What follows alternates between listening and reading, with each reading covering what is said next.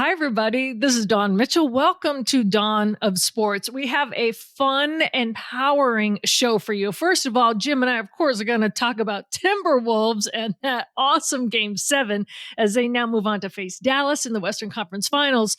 But we also have an amazing young woman who's not only an extremely talented hockey player, but she's also a brilliant student. And we will tell you what her future lies in both those areas. We'll be talking to former Gopher Madeline Wethington when we come up. Don't go away.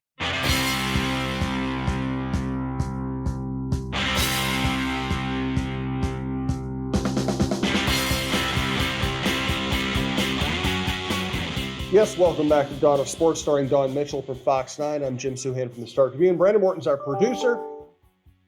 Best way to listen to any show you like at talknorth.com. Please subscribe to your favorite podcast app. It's free. It's the easiest way to listen. Today, we're going to talk about the Minnesota Timberwolves. I'm actually still in Denver doing some work and getting ready to come home. There will be a Western Conference Finals hosted by the Minnesota Timberwolves for the first time in their history. It's kind of wild. The Game 7 last night was absolutely wild. We want to talk about the Lynx and their fast start. We want to talk about the Minnesota Aurora, as we always do. And Dawn, who's our guest today? Our guest today is Madeline Wethington, former Minnesota Gopher hockey star. But let me tell you, she not only comes from hockey royalty, and I know Kevin Gorg is loving this conversation today, but also I'll talk about the very cool thing that just happened to her and what her dreams are. I think you might be talking to her as a doctor somewhere down the road. So you just never know.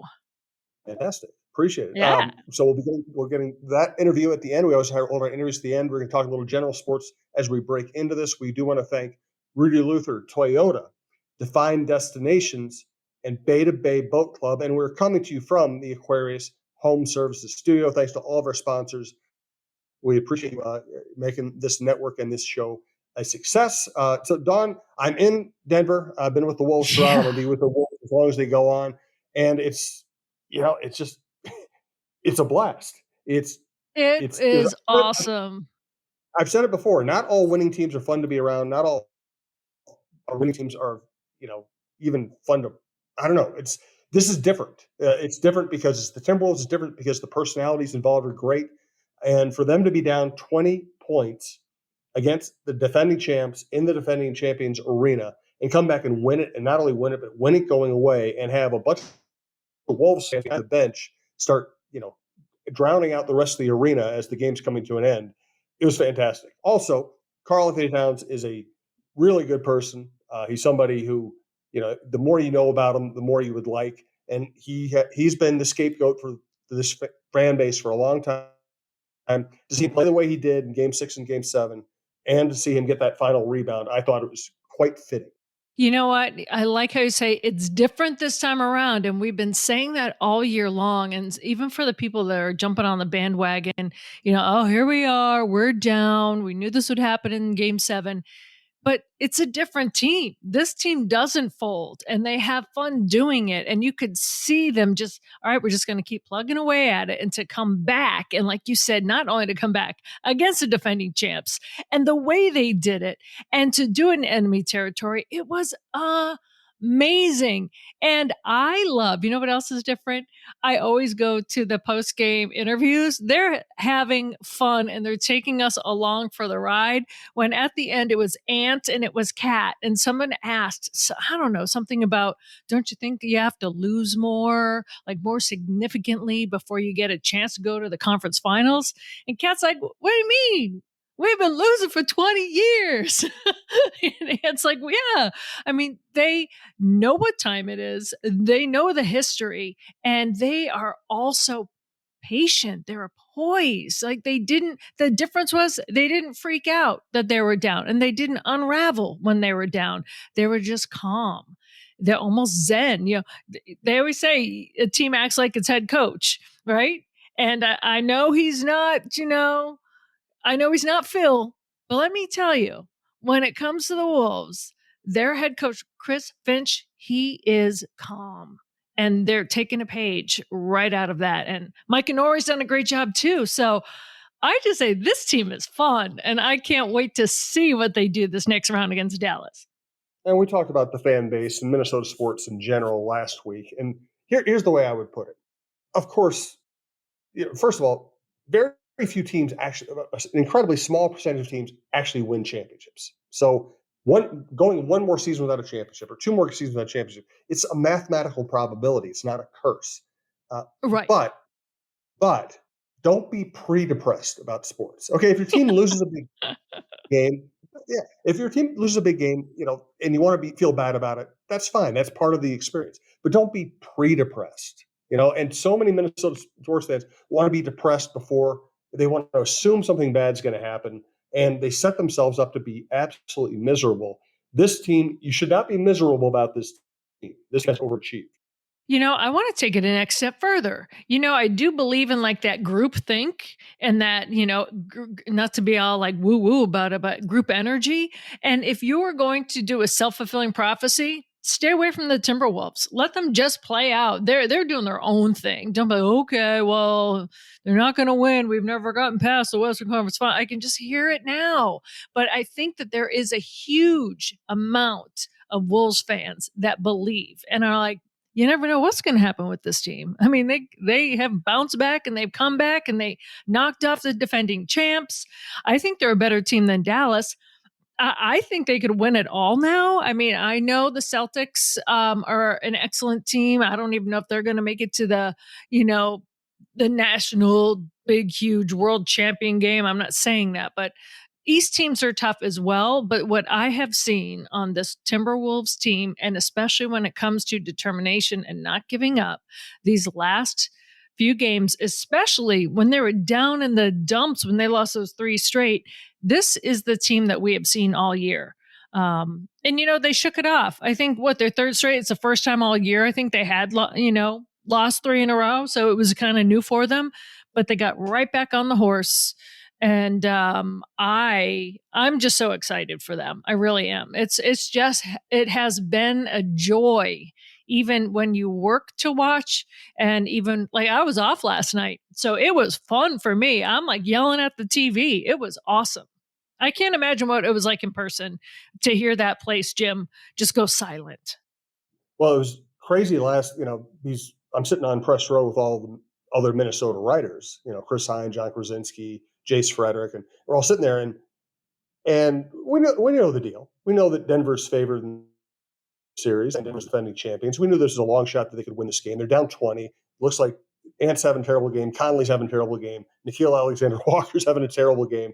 I mean, everything was set up for the Nuggets to win this thing. And all of a sudden we're watching the comeback and we're realizing like about 5 minutes left, they're probably going to win this thing. And then minutes left, Denver fans start leaving, and the Wolves fans are the loudest fans in the arena. And we're looking at each other like this actually just happened. Wow. It was just, what I said, it's a fun group to be around, and they're actually good people. They like each other. They pull for each other. They support each other. That's kind of why you become a sports fan, is to see that kind of interaction. And I really love Ant at the end too, where Charles Barkley was asking him, where to go for dinner. He's like, "Get your ass here." I loved that. So I know everyone's flooding now Barkley with places to go, dinner Rex. He better be here. Although he says he hasn't been there in 20 years, and a lot of people on Twitter were calling him out that, hey, you were here for the Final Four. You were here for this. You were here for that. You even said the Timberwolves sucked how many years ago? Last time you were in Minneapolis. So I think Charles Barkley's going to get an earful when he comes here. But for me, that's all part of the hype and the fun. This is the time that you want to be part of it.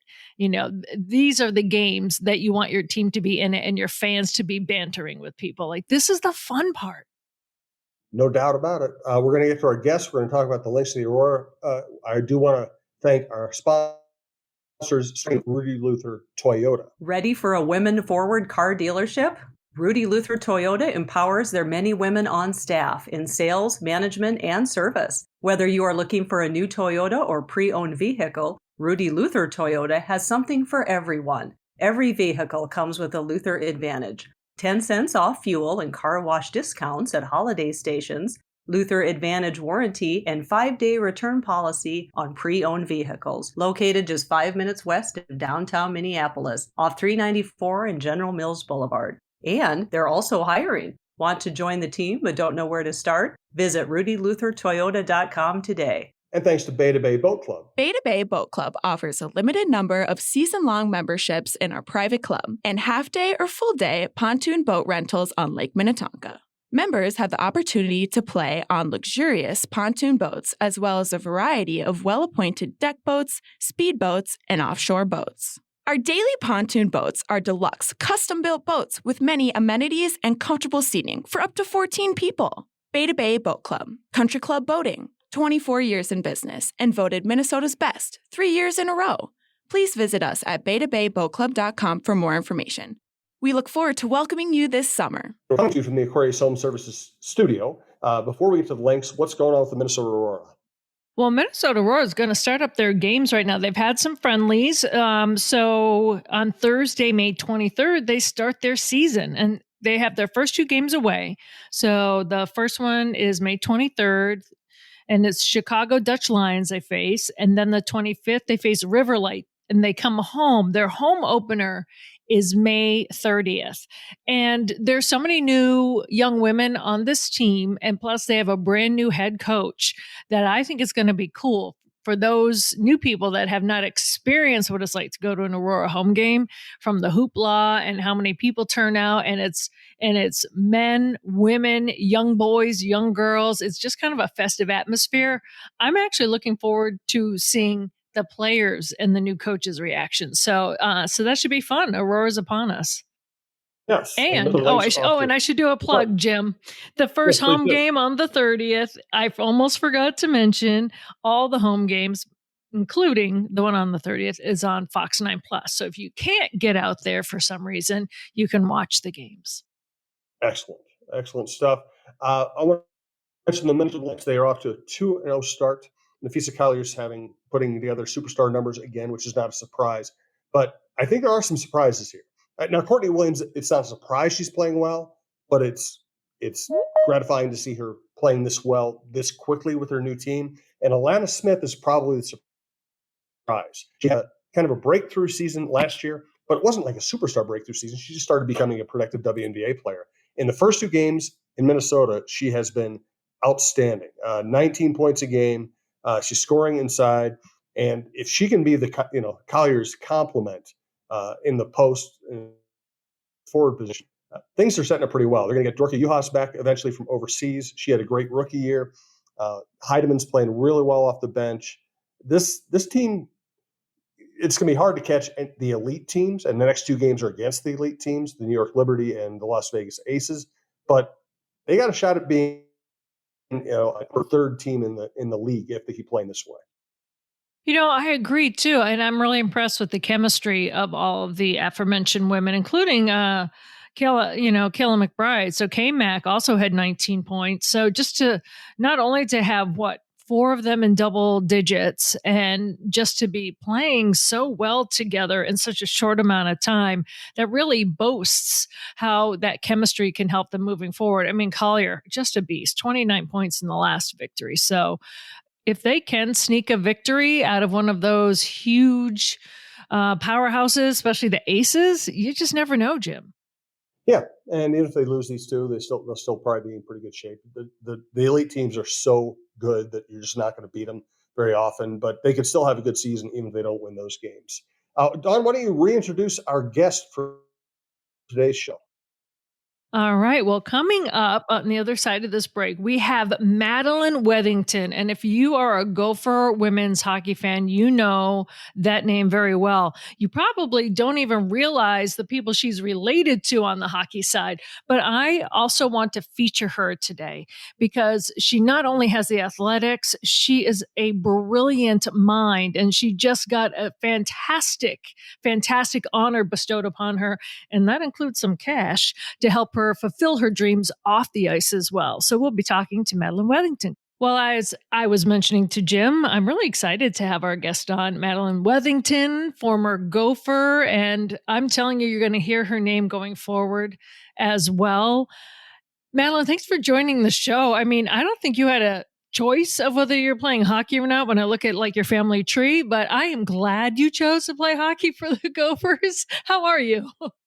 I'm good. Thanks so much, John, for having me on. When I got the opportunity, I was definitely excited to come on the show. So thanks so much for having me. I know with my hockey background, I definitely, like you said, didn't really have a choice, but I'm definitely glad my family stuck with me and made sure that I put on skates.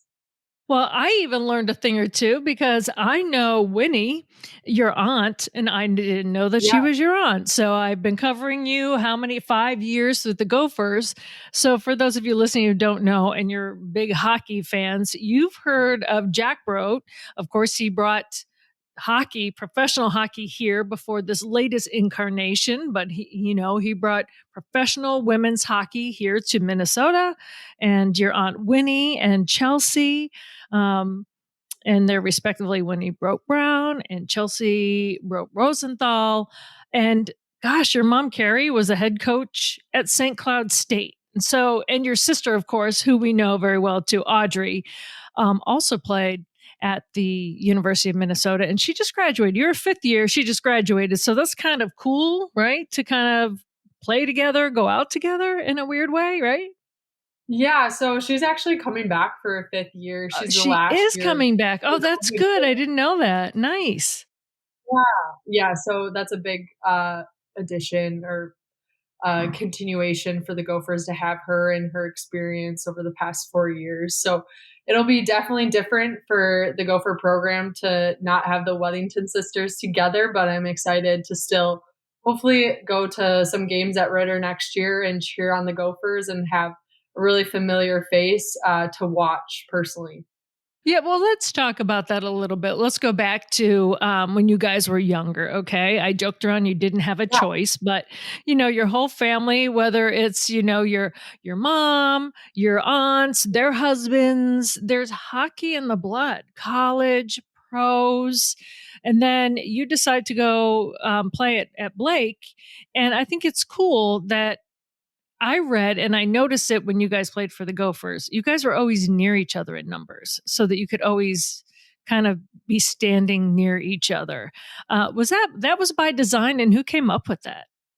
Yeah, that's a great question. Yeah, Blake, I've always been five, and then she was six, and then Gracie Oshtag had six at Minnesota, and four was available. So I basically was like, hey, like let's continue this tradition on, and so she picked number four, and it actually worked out great because Winnie was number five here at Minnesota, and then Chelsea was number four at Minnesota. So pretty special to live.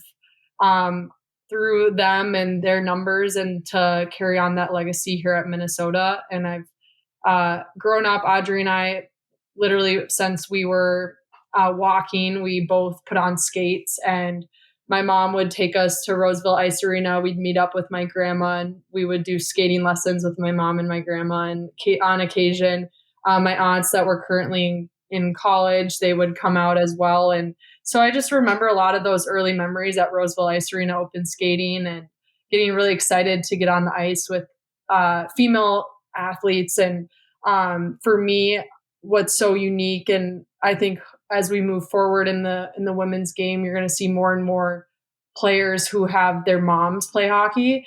And so for myself, like my mom grew up playing hockey, and my aunts and even my grandma still plays today. So that's pretty funny. But I grew up going to watch WHAM League, which is a women's league here in Minnesota. I went to Augsburg Arena almost every Sunday to watch my aunts and my mom play pickup hockey, and I would sit in the box and like help do the score, and then sometimes I would stand on the bench with my grandpa. And this is probably when I was 5 to 10 years old, and having that opportunity to just witness women's hockey at such an early age was definitely inspiring and made me want to continue it and continue the legacy for sure. Just hearing you talk about that, and especially saying your grandma still plays, that I don't know, that gives me chills in a little bit because there's like Yeah. I'm telling you, and you're saying like you were maybe the first generation really where you can say my grandma still plays hockey. Well, maybe not in Minnesota, right? There might be a lot of grandmas out there that still play in Minnesota, but in order to see the leagues and to see women not only play the sport, then coach the sport, and then your aunts play professionally, and and how the Whitecaps come to be, and then now PWHL. It's just so exciting, and I know you don't know any different, but I know that you appreciate the history because there was a time when it didn't exist, right? Oh, exactly. And my mom's a prime example of that. She was 6 years too shy of playing high school hockey in Minnesota. Mm. So she didn't get that opportunity to play at the high school level, and obviously couldn't play collegiately as well. So when she got the opportunity to then coach high school hockey and then eventually be the first head coach for St. Cloud State's Division I program is pretty special. And I've just seen the growth of the women's game tremendously. So I definitely have a appreciation, understanding of all the hard work that's gone into growing the game. I mean, I think some people who might not be as familiar with the game might be like, oh, the PWHL is the first real professional league, but there's a lot of steps that had to go in for that in order to happen, from the PHF and the PWHPA to prior to that, you had the Whitecaps as a pro option, and they would play college teams and teams up in Canada to continue to try and play after college so that they could be prepared for the Olympics, which is only every 4 years. So it was just, I've definitely had a front seat at the growth of it, and I'm just excited to see where it continues to go. You're absolutely right. When I first got here in 2004, I went all the way down to Faribault because we went to Shattuck, where the Whitecaps were playing. Some of the girls from Shattuck, young women from Shattuck playing, and I was like, "What is this Whitecaps?" I'm so fascinated, and that's the first time I met Winnie. And so it has been 20 years, and in it, of course, I've seen Gopher women, win national championships, build amazing teams going forward. And so you were surrounded by it. What made you pick Minnesota over St. Cloud? Was it because you want to be different from your mom, or because they won those national championships and you started to see that? What was that key for you and your sister? Yeah, that's a great question. I was pretty young when my mom was coaching at St. Cloud State, so I actually don't really remember it too much. But some of my first memories of college hockey were attending those Gopher games and watching my aunts play and being so excited to be in the autograph line and get all the players' autographs, and feeling so special when some of the players knew who I was because I was their niece. And Mhm. so that was so special for me. And I think from that moment on, I was like, okay, Minnesota's my dream school. At the time, too, Minnesota had won, I think, like 3 national championships in a span of 4 years. And so for me, it was a pretty easy decision for not only hockey, but academically. I just knew that was the right spot for me, and my sister as well. She probably could say the exact same thing. What's perhaps the number one thing you learned from Brad Frost? What I appreciate is he's very process oriented. It's not about the wins, it's about doing it the right way, and then the wins come. But what did you learn the most from him? Yeah, that's a great question. I think I've definitely learned a lot from Frosty over the past 5 years. We've grown in our relationship. And the thing that I respect the most about him is he not only recruits like great hockey players, but he makes sure that they're good people. And he's really focused on developing us as people rather than just developing us as hockey players, because at the end of the day, like, hockey for all of us is going to end at some point, and we need to be ready and prepared for the next steps in our lives, whether that's in our careers or being a mom or a friend. So it's important to be a good person, and he's taught me a lot about just some of those values. We always talk about being tough, grateful, disciplined, and devoted, and so those 4 values, we definitely have really focused on those the past 5 years in the program, and making sure we live those out and continue to live those out past our time with Minnesota. Well, I want to give you kudos. I know you're on the U18 USA national team. I know you probably have hopes of going pro hockey wise, because I know that there's so much more else to you. But hockey wise, what are your goals Yeah. next?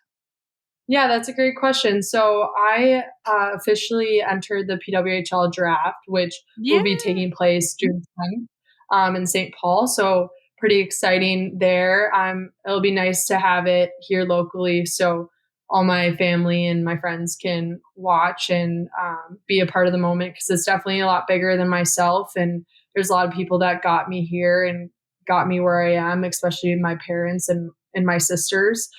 So that will be really special. I'm just excited to continue to help grow women's hockey and continue to push for more coverage, obviously within the media, as well as hopefully later on down the line, it continues to grow more and more revenue, and girls are making a really good living wage. And so I'm just excited to help grow, because I know my mom and my grandma and my grandpa and my aunts have all worked tremendously hard to continue to grow the game and leave it in a better place than when they started. And so I want to continue that legacy for them. And with the 2026 Olympics coming up too, that's kind of coming around the corner here. So gearing up to try out for that as well.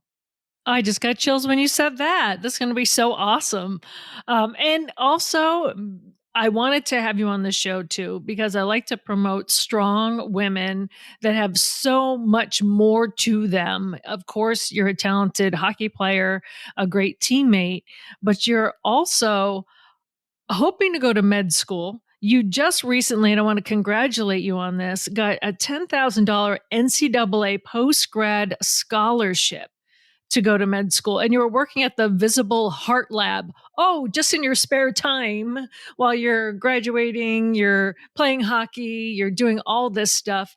When you're doing some post grad work already in a field that down the road you want to go to, but you also have hockey dreams, first of all, how does that balance out? Do you just have to like write every single moment of your day down in a journal so you don't forget, or how do you balance it?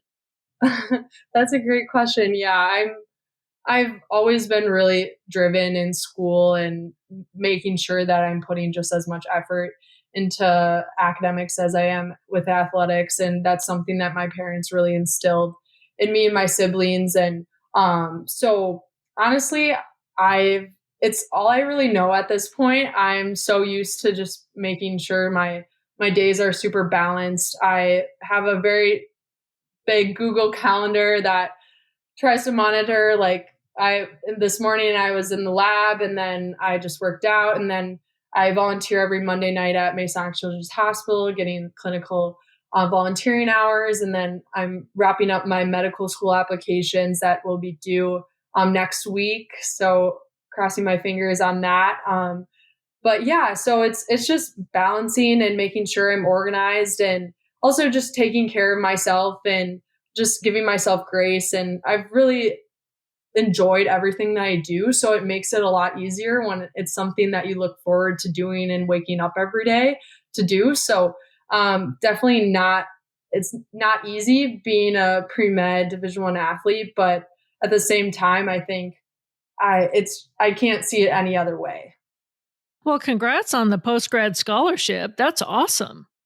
Thank you. Yeah, I also received the Big Ten postgraduate scholarship. So I'm That's it's about, I terrific. think, worth a total of $17,500. And I joke that med school is like every single penny matters. So Oh, yeah. trying to get as many of those scholarships as I can, so I don't have too many loans coming out of medical school. But I just am so thankful. Coming into college, I didn't expect to have a fifth year, obviously. Didn't think COVID was going to happen, but allowed me to get my master's in biological sciences. I recently graduated with that, and allowed me to do a lot of research this year in the Visible Heart Lab, and opened up doors for me to continue to do my research there over the summer. And then we'll see kind of where I end up with the draft. And they're pretty flexible. If, let's say, I end up at Minnesota, to continue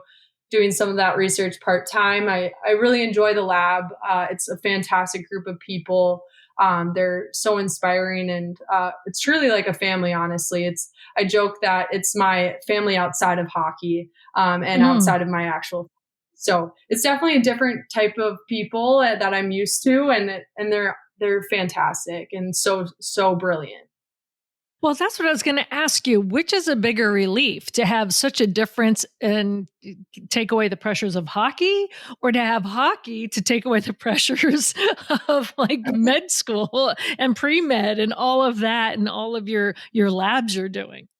Yeah, I would definitely say like hockey is a place where I can just, forget about all the daily assignments and tasks that I got to do. And it's something that I wouldn't be continuing to do if I didn't enjoy it. And for me, hockey's a way that I can relieve a lot of stress too. I definitely use exercise as a way to cope. And I think it's a great strategy, and one that once I'm done with hockey, I hopefully will continue on and figure out other competitive outlets to utilize.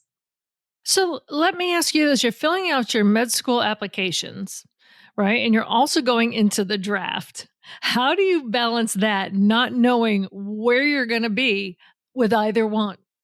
Yeah, that's a great question. So medical school applications take about a year. So I'll be finishing up my application, submitting it May 28th, and then you receive secondaries, which are essentially essays individual to each school that you're applying to. So they ask specific questions for each school. You respond to those in late June, early July timeframe.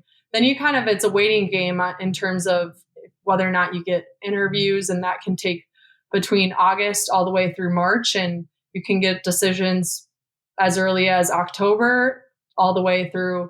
Potentially, if you get off a wait list, you could hear back from a med school acceptance in June of the following year. So it's a pretty long process, and I know for next year I'll be playing in the PWHL as treating it kind of like a gap year before med school. And then let's say hockey goes super, super well, I might end up deferring a year of med school for the 2026 Olympics. And so that's kind of my plan right now. I've worked it out and made sure it all can work out. And so we're just working through it day by day.